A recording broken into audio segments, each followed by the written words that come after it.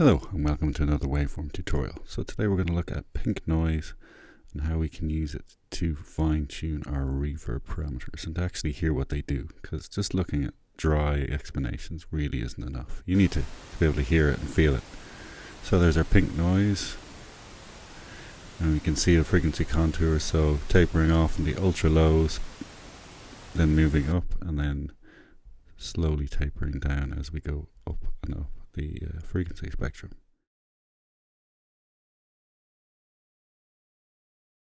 So we're going to feed our pink noise into our reverb, but we're going to do that in the form of a pulse rather than a constant noise source. So we're going to use a gate and side chaining to create our pink noise pulse. So we can get rid of our spectrum, turn on a side chain in the gate, select our sidechain click track and reduce our threshold to the appropriate level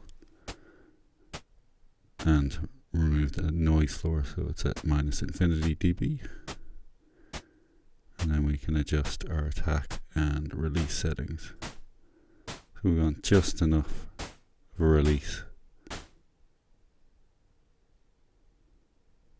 You can adjust the taste for your own particular purposes.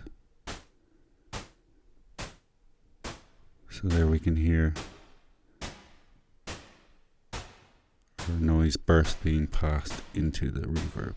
So now we can hear our pre-delay. So if we go crazy on it, we can hear it as a clear separation of delay. We bring it back and bring it back, and then we can kind of smear the two together. But it creates a sense of space with less of a reverb tail. So just for the moment we're going to go sends only just to hear the reverb. Just to listen to some of the parameters. So for a start we're going to go to high quality.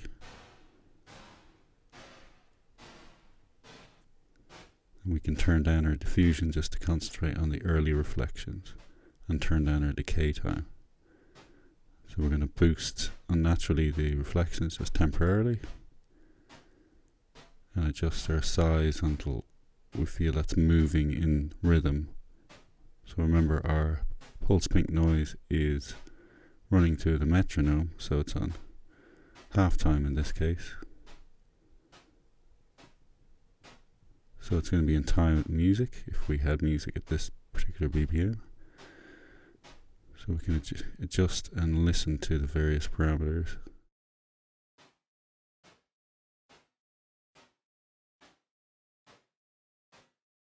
We can then bring up our diffuse and decay time to bring in the later part, the tail, which we can clearly hear. So you can really hear the difference in the parameters. It's strikingly obvious. Sometimes with program material, actual music, it's not as easy. So I think this is a really great way to actually learn what each parameter in a reverb does. So we're going to look at a practical example in music in a second.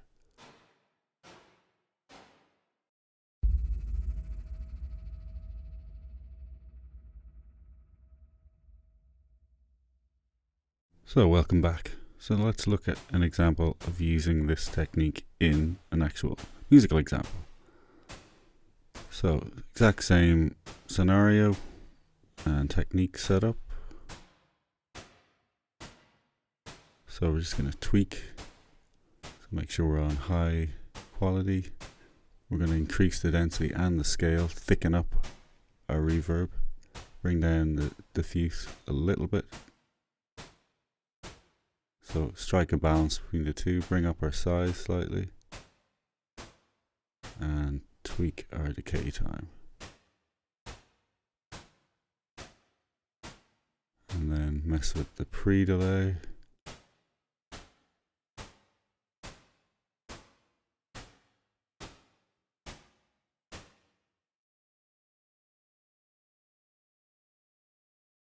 So just listen out for the sense of space and 3Dness increasing as we tweak the final few parameters. So increase our decay time.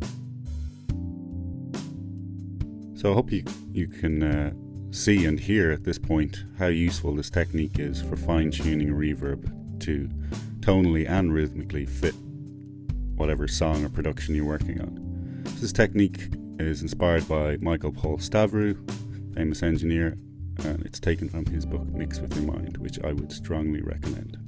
So, see you in the next video. Cheers.